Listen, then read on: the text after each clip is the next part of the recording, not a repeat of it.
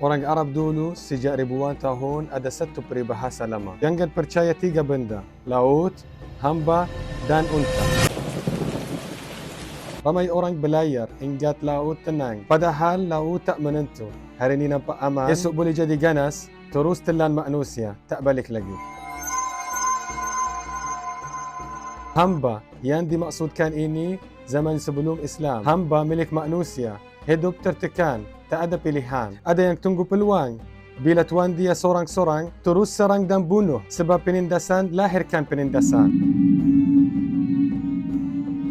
Unta, ramai penggembala pukul unta. Unta tak lupa, dia tunggu masa bila tuan dia lemah, terus balas dan serang. Kesimpulannya sebab banyak kejadian macam ni, keluarlah peribahasa Arab yang hidup sejak ribuan tahun. Like saudaraku, bantu saya teruskan. Kalau bermanfaat, share dengan kawan-kawan.